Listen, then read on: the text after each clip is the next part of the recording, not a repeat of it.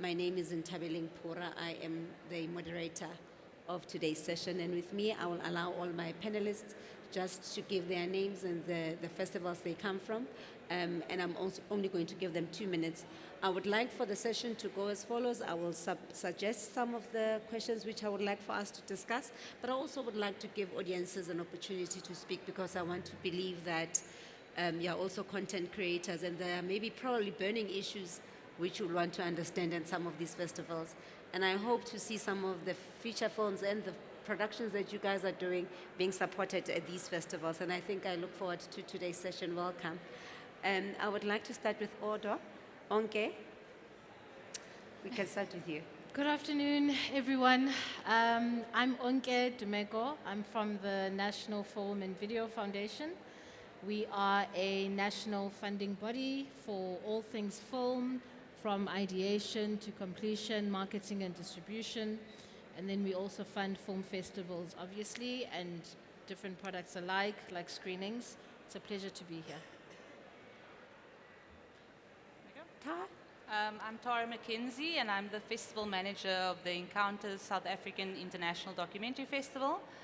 We are the premier documentary festival on the African continent, and we've been around for 26 years. And I'm sure Nthabeleng will ask a few more questions later, and I can expand a bit more then. Ms. Lala? Good afternoon, everyone. My name is Lala Tuku, and I'm the co-founder and chairperson of Africa Rising International Film Festival. It's a social impact-inspired film festival that celebrates African stories, but really has a skewed focus on all marginalized voices. So that's women, that's young people, people living with disability, queer members of our society. And we've been running for 8 years. Thank you. And Lady Lamonia? Hi, everyone. My name is Lamonia Deanne Brown, and my company is the Gilchrist Group, LLC.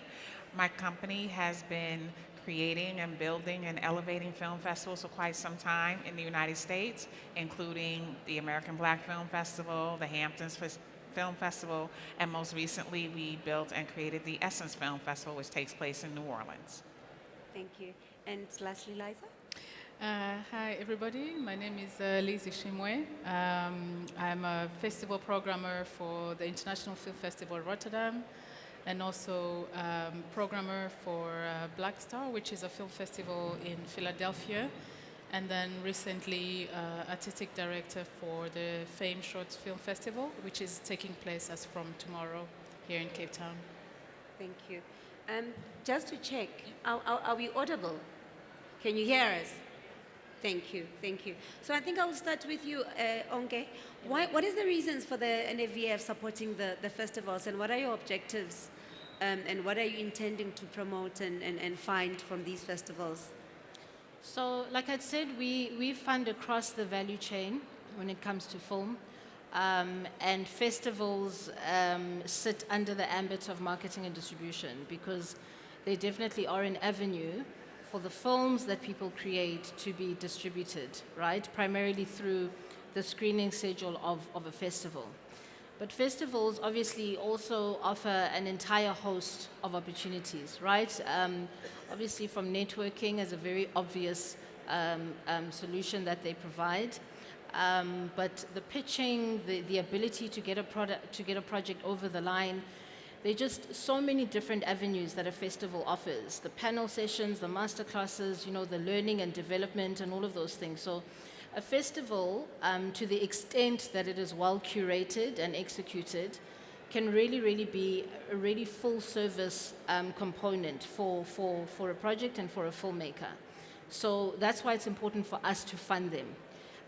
When we started funding festivals a number of years ago, there weren't many in the market that were operating at a specific level. So in terms of the funding that we could provide, we could obviously fund at a higher amount of money, right? Which definitely helped those festivals, premier festivals, from a sustainability perspective over the years, one of which, was Encounters, Durban International Film Festival as well. So those festivals, really we've supported for years. But unfortunately, we've not been able to increase that level of support that we give them year on year. And it's particularly because, you know, we used to be in a situation where we had a budget that was increasing at an increasing rate, and now it's increasing at a declining rate, you know. So it went from increasing at an increasing rate, increasing at a declining rate, and then declining, right? So the previous year to this financial year, the money just went down. So when that happens, obviously then what you're able to afford is also affected. But that's paired with objectives that relate to the mandate of the entity, of the NFVF, and objectives that are led by whichever accounting authority governs the organization. So when you have a national mandate to fulfill and you need to support practitioners throughout the country, right, and you need to put a specific level of focus on underserviced provinces, the balance becomes quite difficult. So festivals will always be something that's important for us. We always look at them as a key element of distribution in this country, especially when your traditional cinema is suffering quite a lot in the face of streaming. But obviously, in the climate that we're in now, it does require a certain level of rejigging in the strategy to make sure that your sustainable festivals, your festivals that have really, really held the industry together, that they develop and they grow, right? And that along the line, we develop other festivals that can also reach that level. Thank you. And Lala, how would you think that your festival is unique, and really what are the objectives in one trying to apply and participating in ARIFF? Firstly, I think an industry such as ours is 100 years old, but from a transformation perspective, research tells us that we lag quite behind. And when we came into the fore, it was really about looking at the landscape and looking at the environment and looking at what are the things that we want to challenge and what are the things we want to look at. And it was very clear to us that stories that centered women and stories by young people and people living with disabilities and people left in the shadows were not celebrated and were not seen. And so not just from a South African perspective, but also Pan-African. And in year 5, when we were celebrating all of this and we went and we wanted to tell the 30-year story of Africa, a lot of filmmakers didn't even own their content. So the business side of film, we realized that there was a huge gap in terms of when you look at the NFVF is quite rich when it comes to their data, in terms of the participation of women. And we know that women show up in catering, in wardrobe, and in makeup. Yes. But I think there's more to us than that. And so this festival sought to do that. And we wanted to make sure that we're part of history and that we celebrate and actually create an appetite of creating more films about us. I think the POV for a very long time has been the male gaze. And so we haven't seen enough stories, or actually haven't even touched the surface of telling the African female black story, and also getting young people to tell their own stories. When we were young, we used to watch cinema in someone's house. They'd black out all the windows with black plastic bags. Yeah. And so that's what we wanted to give for previously disadvantaged kids. Yes. So we've got what we call the ARIFF Film Child, and we go to these communities and we screen films. But I will share with you the eyes on those children's faces. Now, we take popcorn and cinema experience for granted. And after they've watched this film, it's like you definitely know their lives have changed. Yes. And so cinema, like any art form, has the ability to change minds, perceptions. And so we partnered with Disney the one year, and they started telling these children about animation. And I think for me, film is a learned appreciation. Yes. Our children right in the rurals getting to watch an animation, but understanding that it needs someone to actually draw. We have no heroes in our, that are celebrated on film where the children, we say you cannot be what you cannot see. Yes. So it's a very personal labor of love when we started the platform to make sure that we can celebrate ourselves, that we can see ourselves, that we can own our own story. So it was really at the heart of it, around the business side of it. It is a personal story because I'd been in the industry for a very long time. Yes. And I was always typecast. The characters that I played were highly sexualized. The tall, I don't know, bimbo, tall, beautiful, can kiss every guy in the story. And I thought, I was not even raised by that. I come from a family of matriarchs, so no one was really telling our story. So this platform goes to not only set the temperature of where we want to go, but really start to celebrate who we are as a nation, as people. So we've got queer stories that you see coming up. So anyone that's been left in the shadows, this festival is for them. And we've been proud that the Department of Sports, Arts and Culture has actually supported us from year one. Yes. And Lamonia, tell us what would be the requirements? What is your festival, number one? And secondly, what would be the requirements? What is your target audience and your target submissions that you are looking for your next film festival, so that at least people understand what would you need from them and when is it happening, and maybe rather take us through what you would require, just briefly. So Yes. doing the Essence Film Festival, which is the one I'm currently working on, and submissions will open again in December of this year. December this year? Yeah. Okay. It takes place in July in New Orleans in the United States.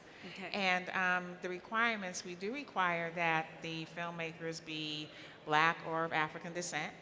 One of the things I do want to say is we have several tracks. So we have a screenplay competition, teleplay competition. We take in shorts, narratives, documentaries. We take in features. We take social impact stories. Animation is really big for us as well. In addition, we have panels, so we have a lot of different panelists that come from all over the world. We have a very specific track that we've named Cultural Connections, and I created that very intentionally when I came to this festival because having worked on the inside at places like HBO and Warner Media and Sony, I realized that when they're doing their global marketing plan, global marketing to them does not necessarily cover this continent. It does not necessarily cover the Caribbean. It very rarely covers South America. And there are a lot of resources and ways that we can pool our resources and our distribution outlets and our financial money together, all these different things, so that we can tell these stories. We have universal stories no matter where you come from in the world as Black people. And we should be able to tell those stories and be able to distribute them all over the world. So for instance, the way that Hollywood will tell us, oh, your stories don't travel, that's not really true. When I talk to my friends that live in the UK or that live on this continent or live in the Caribbean, they want to see our stories, and we want to see your stories. Yeah. So with Essence being a Black company that's owned by people actually from this continent, I was very fortunate that they allowed me to do Cultural Connections, and we've been bringing in folks from Nigeria and Ghana and South Africa we brought in as well. We brought in Kenya. We've had Gabon come in. We've had an Eritrean filmmaker.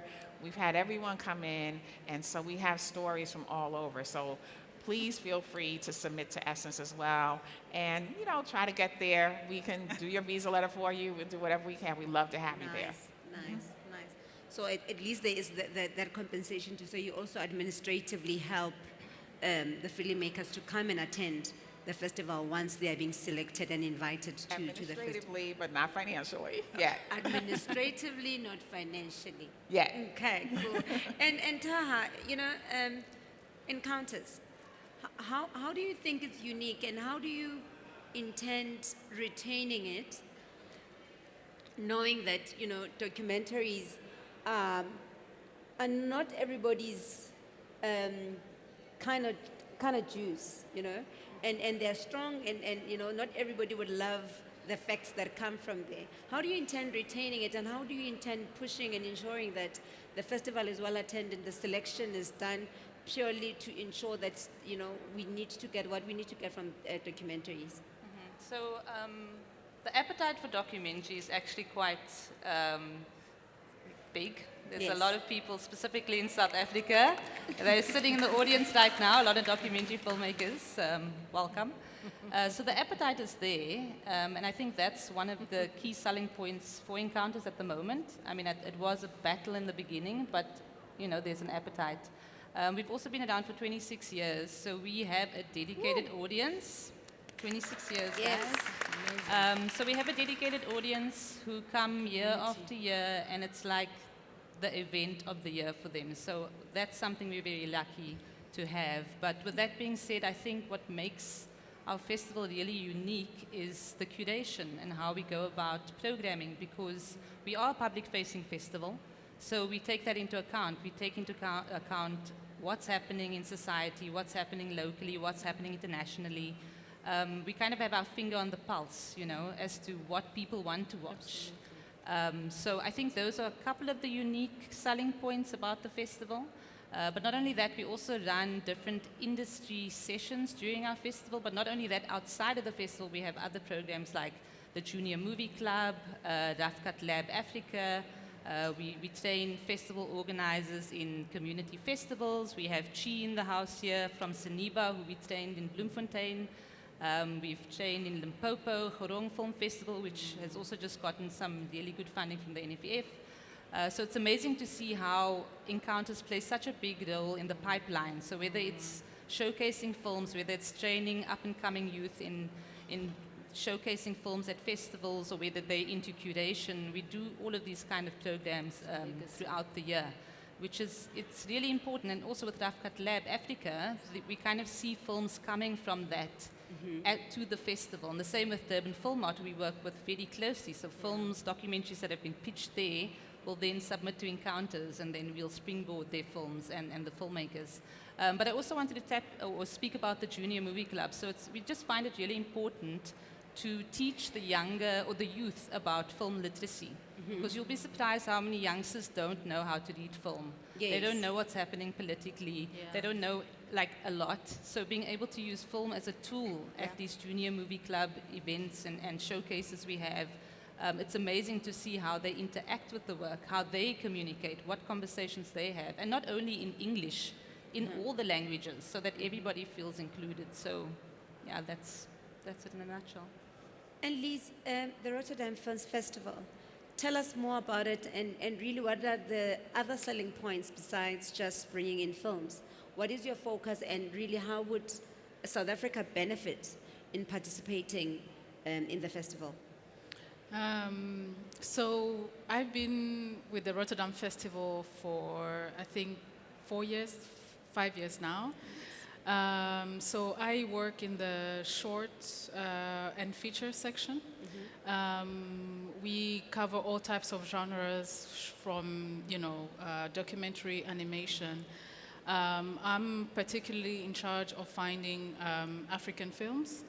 And my struggle actually is that our festival is between Sundance and Berlinale, which is always the biggest competition for us. And so when I started this role, I was very intentional about finding the smaller films, the up-and-coming filmmakers, the films that might not necessarily go to this other big festivals. So I'm kind of like the in-between of these two big festivals. And my struggle has actually been to get more people to send films. Why? Because we're not that well known. Because if we're thinking about the European film festivals, you're thinking about Locarno, you're thinking about Berlinale. Yes. And also because Rotterdam has historically been a very experimental festival. Yes. And for a lot of people, they don't really factor that in. Okay. But with the new director, she's tried to open things up and have more content that is commercial or genre films, for example. So it's been kind of like the challenge is to get more people to send more films. But I suppose it's also an opportunity for particularly emerging and new entrants, because you also take a lot of short films and animation So even your genre is also accommodating for your first timers. Yes. If they're really creating products that will obviously be lineage to your side. Yeah. But also it's the question that now that it's happening between the two big festivals, people will always be saying, we can't go to two different festivals in a short period of time because of also people need to come back home and do some work and prepare. And also the costs, you know, from a South African perspective to attend festivals internationally, unlike you guys when you're coming to our side, because of then also even the rent value economically and financially, the cost of living then becomes very tricky to sustain yourself for like 10 days in Rotterdam. But also I think if that is the focus for new entrants, then it means it gives you also an opportunity to then strictly market to that group, because of then they don't have to be then putting their challenge with the high-end professionals who are making high-end budgets and high-end films. Am I right? I mean, the festival itself, I mean, it's a 52-year old festival. Yes. And so you get all types of people submitting, directors, etc. Different types of directors, I'm sorry. So it's literally open to everybody. And my focus with the job that I have is really more to think about who else is not thinking about who is not thinking about European festivals as a place that they could go to. So it's about like opening things up a bit, because a lot of these festivals are not that open and not that, you know, ready to receive different kinds of work. I mean, that is a reality that I think for directors who've sent work, that's very much a reality.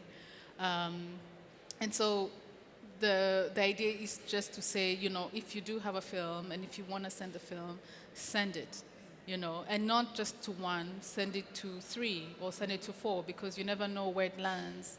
And also a film that could work for Rotterdam, or if a film is not working for Rotterdam, it could very much work for Locarno or for any other festival, or for Durban, or, you know, Johannesburg Film Festival. So there's many different places.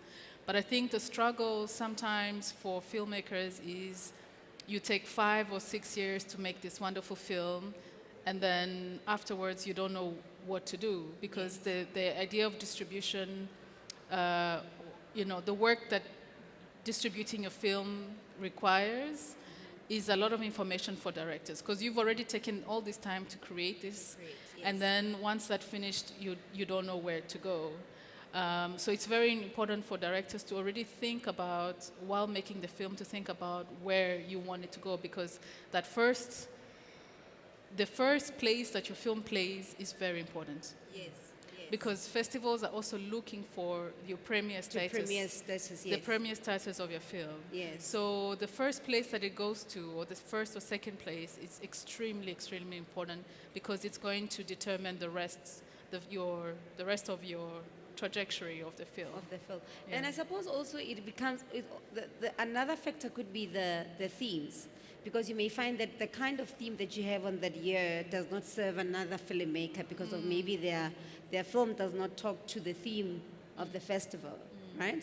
So, Tarha, tell me, what are the strains, particularly when you are sourcing funding for the festival, because of the economies are not looking great, and financiers are pulling out, if not giving less. You know, and I think this is reference to what Onke just testified, to say we are not supporting in huge amounts of budgets because of the many other festivals that apply to a financier, meaning now we all have to share the piece of the pie, meaning we all have to get a little bit of it so that we keep working. What would then be the challenges that your festival faced this year?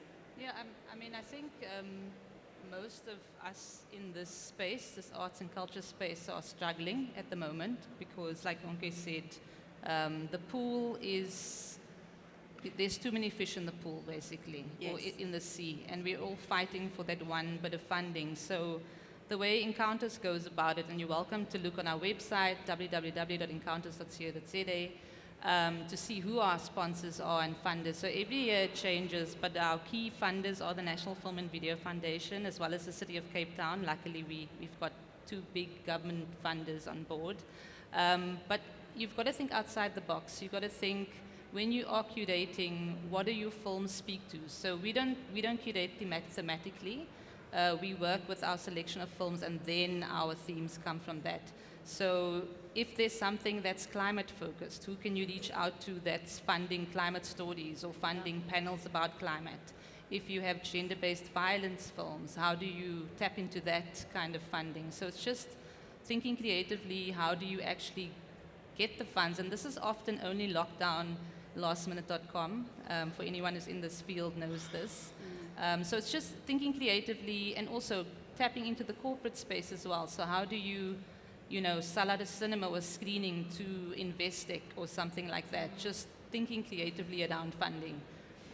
And Lala, how would you piggyback on what Tarha just said in terms of creating that energy to say we are not going to give up irrespective there's no money, but we have to push on?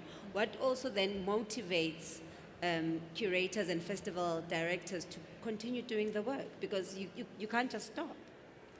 We certainly are not stopping.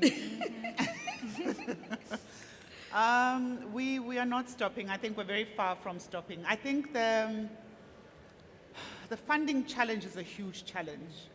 I think our industry is seen as a social, is seen in the social cluster, if I may, and not as an economic, driver.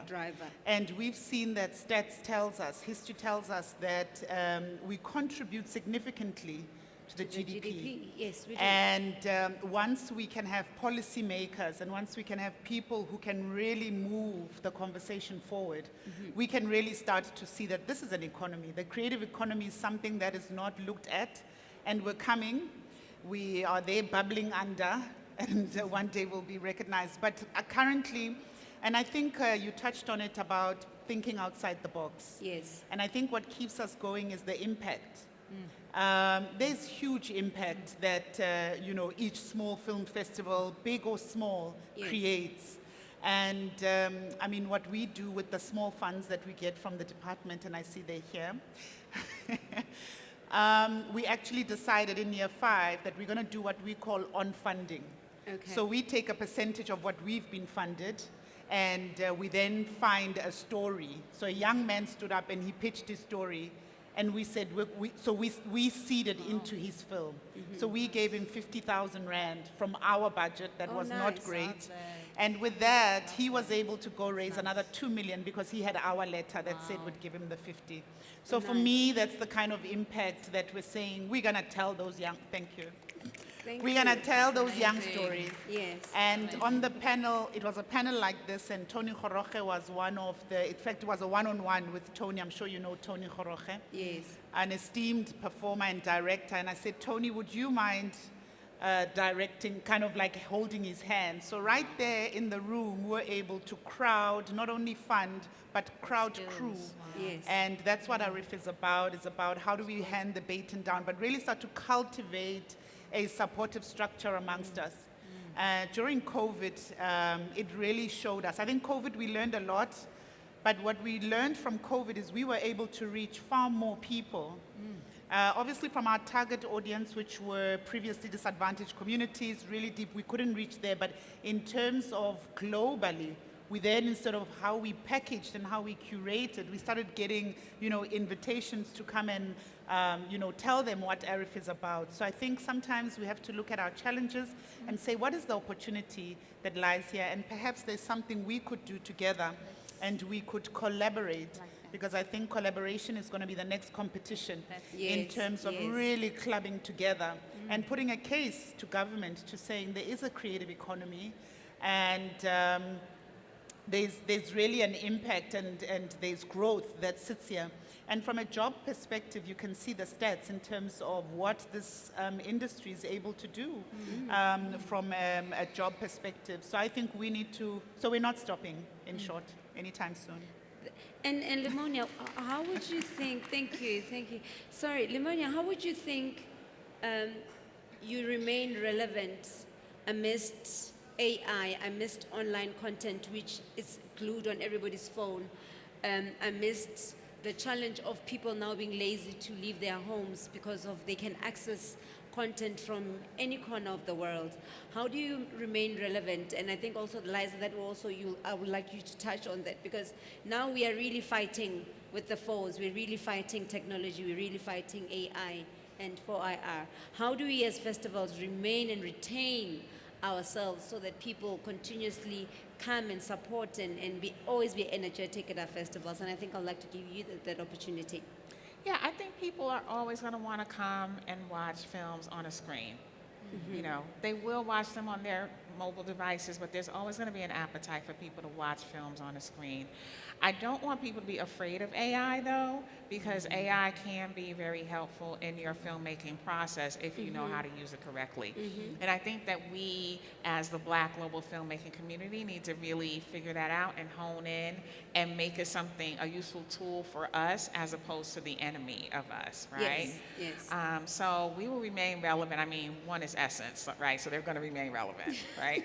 Yes. And so will all the other film festivals. You always are going to need, AI is still going to need that human brain to build that AI brain to tell these stories. So don't be afraid of AI as filmmakers. Don't fear it. Just learn how to control it.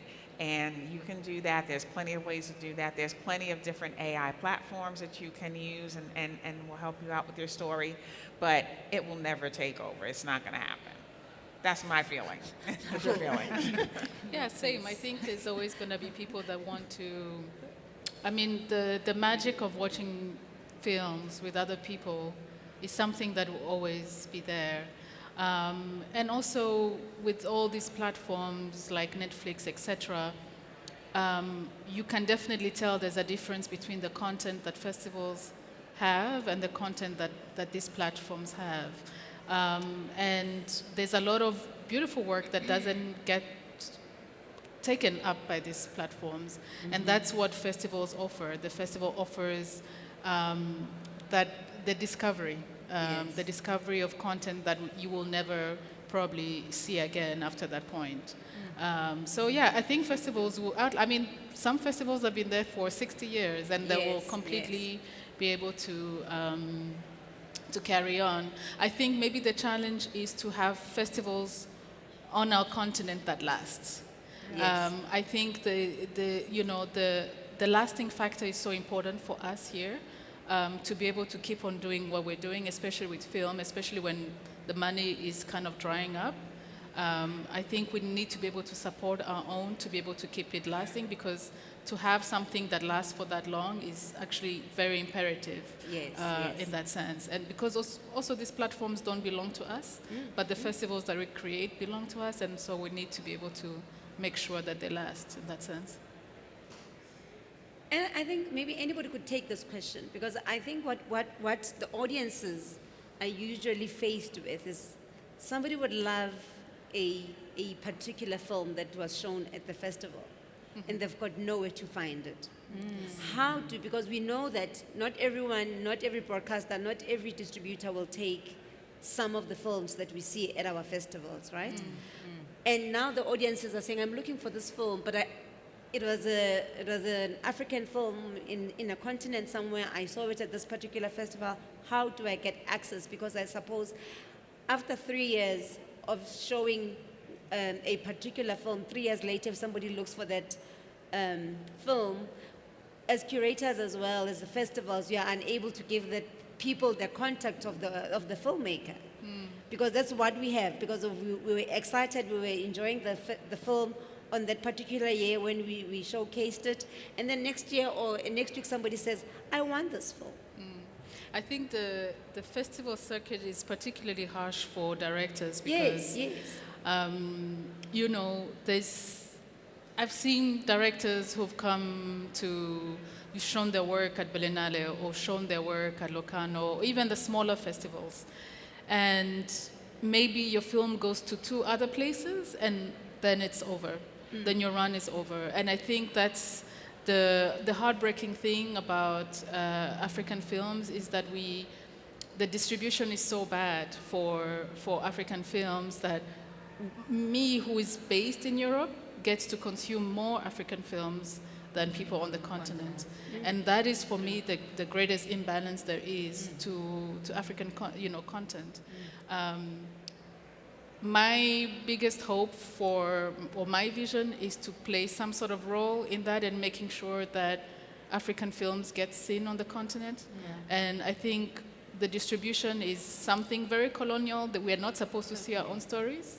That's based on, like, even my father, who owned a cinema in Rwanda, couldn't, back in the 60s, didn't have access to Osman Sambene's films. They would go to Venice, but they would not travel around the continent, you know? So the issue of distribution it's a huge one that requires a lot of us to kind of be together and think about it, because Lala, would you think that after the festival, for each film that was shown, we still retain to have maybe the website of the filmmaker, so that whoever that will come even 5 years later could tap into that website and be able to get through the film? What do you think? Thank you so much. That's such an exciting point. I couldn't wait to answer. I'm that exciting lady. I'm exciting like that.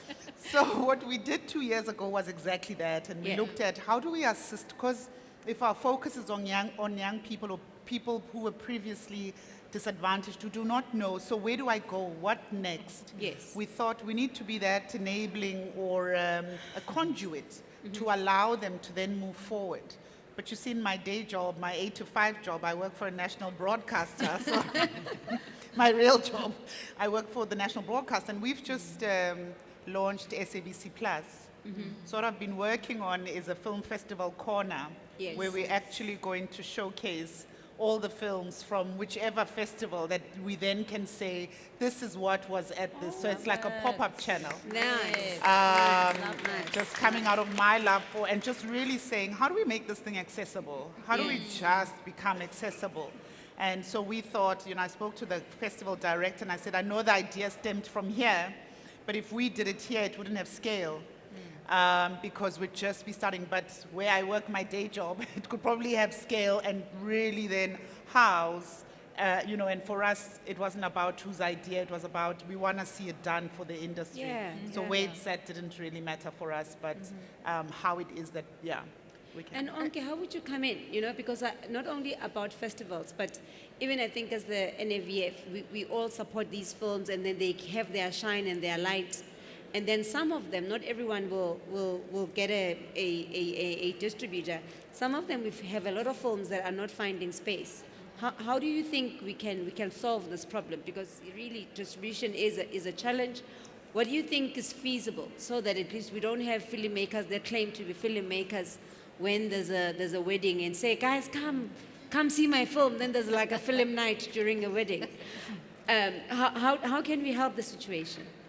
So, I think it's an issue of two fundamental things. The first one of which is chronology, and the second one of which, let me just go into chronology and I'll go into the second one. But essentially, and this is something that we've been speaking about for a while at the NFEF, to say that your first customer for your film is a distributor.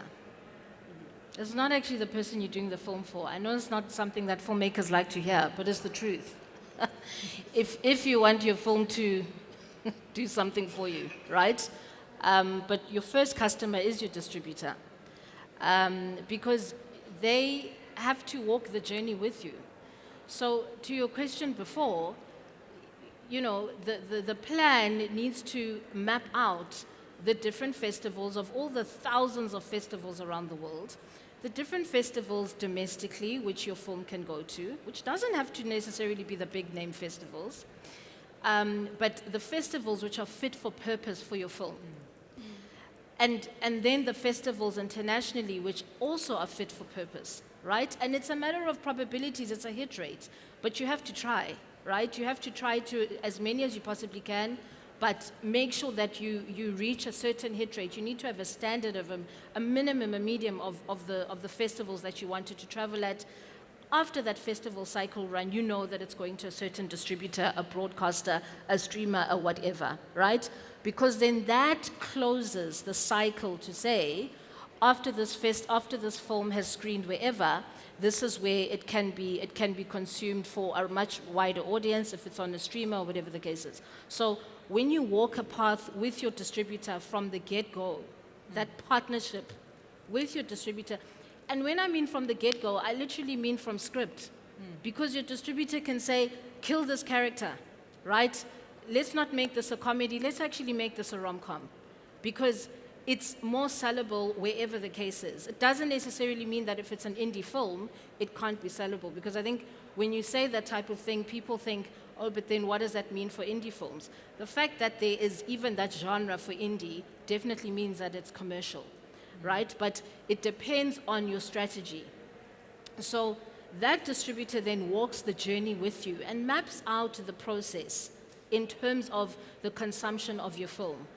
And the problem why you don't see a lot of that. So I mean, even with our NFVF policy, we changed it to say your marketing and distribution funding, you're no longer getting it after when you don't have to give us a rough cut. You can give us a rough draft of your script and still get your funding, so you can start the journey early, right? So the first thing I said is chronology.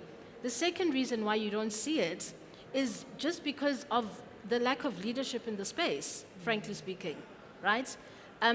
If we're living in an environment, and people have spoken to this about just the value of the industry, if we're living in an environment where there's the aspect of having a vision for an industry is not really tangible when it comes to this industry, then that cascades down.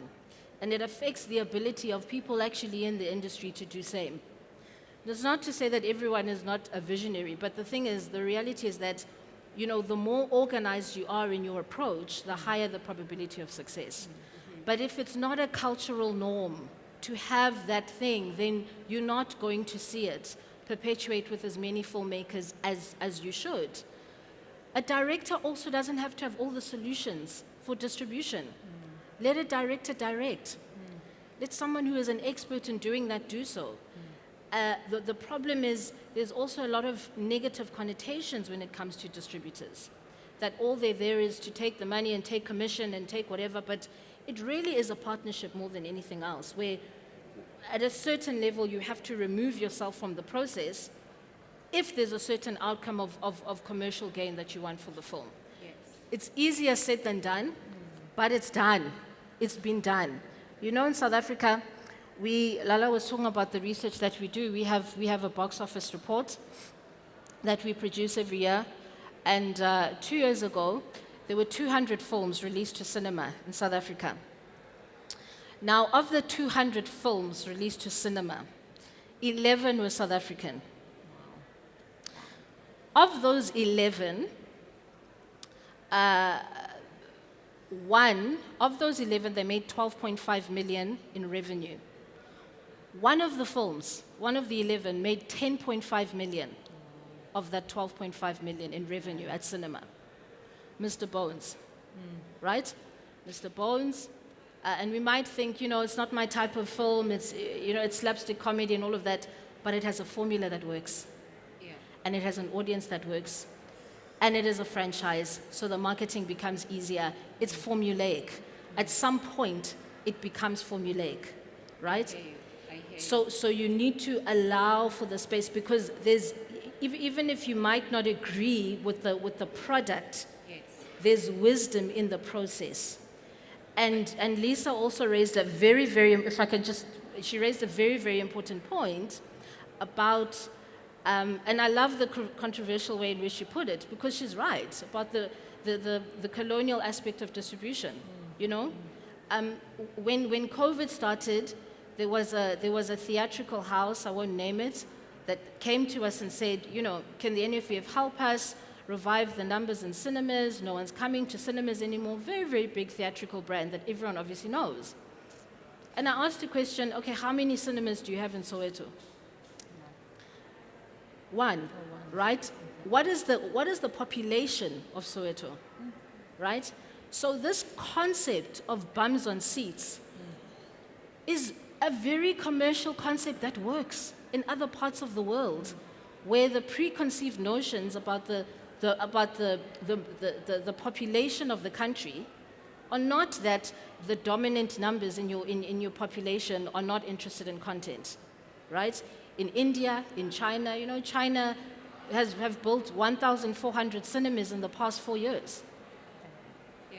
Right? And you have one cinema in Soweto, and you wonder why things are not working out. True. True. So there's many different things to this, but ultimately I think at the end of the day, where there's a will, there's a way, and one has to be willing to change your strategy and to change your thinking. But I suppose this is going to be you want to come in? Yeah, I want to say one thing. Just Cool, as sir. also as festival directors, Yes. we have to also curate that audience. So we have to make sure that distributors are at the festivals as Yeah. well. So Yes. they are seeing these films, Absolutely. and we have to make sure that we have a relationship and a dialogue and a rapport with them. And you so if we intentionally know invite them. that we have a Yes. film that needs to be distributed, we need to be Yes. on them about that as well. Correct. To your point, it should not be on the director to do that. Yeah. It should really be on us as film festival directors to Directors, make yes. sure that we're telling these distributors, because they're getting thousands of films thrown at them Yeah. every single day. Yeah. It's on us to make our content, the content from the Black global filmmaking community, important to them as much as it's important to us. I just want to say that really quickly. May I say something about Mr. Bones? Please kindly. When we air it on air, Yes. on television, it doesn't matter if the 100th repeat, we still get 4 million viewers. Yes. There's something about that. Yeah. Yeah. Which I'm just saying. But when a formula works, it works, and I think you need to be less, we're too prone to looking at what the film is about and going, as opposed to wanting to understand what the formula is and how What do you make it work and how do you replicate it for films that are not like that, because it definitely is possible, right? Fast and the Furious, what sequel are they on now? Fast and the Furious 100, right? I'm not necessarily a fan of the film, but the formula works. Yeah, but I think, and I think sorry, we're running out of time. They are showing me 5 minutes, like 15 times. So I think also on Leon Schuster again, we have to recognize the fact that we don't have enough children's content. And we have a lot of children in the country Yeah. that do not have an alternative content space, which as parents even, we can then be sure that it's safe and even the kids are getting safe content. Yeah. So we have a minimum a creation of kids content.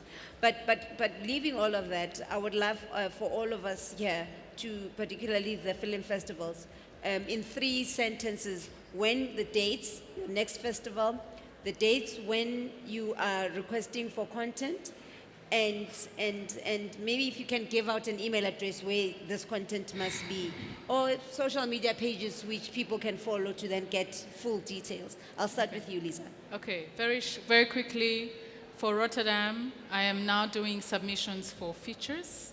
The shorts application has closed, but if you have a feature film with the production year of 2024, please send it to me. I'm accepting feature films. For FAME Short Film Festival, which starts tomorrow, we usually do our call for proposal at the beginning of next year. Thank you. Lamonia? Yes, for the Essence Film Festival, we just ended in July, so our call for submissions will be open in December. The dates are going to be the 4th of July weekend in New Orleans. It's that same time every year, and all call for submissions open at the same time, and they close at the end of February.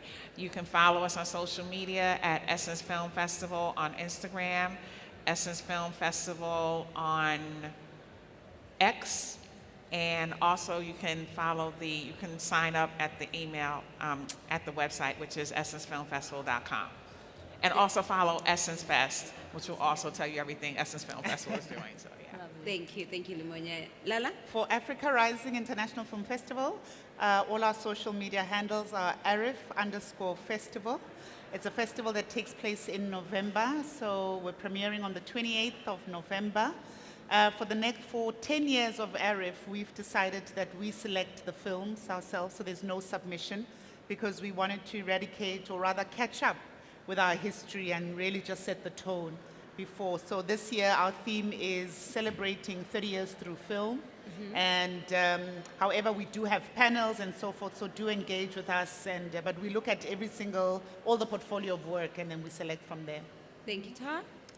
Encounters South African International Documentary Festival runs at the end of June every year, and we haven't announced next year's dates yet. Submissions open in November and close in March, and also we don't charge submission fees to African filmmakers. Just info@encounters.co.za or encounters.fest on most social media platforms. Thank you. Onke?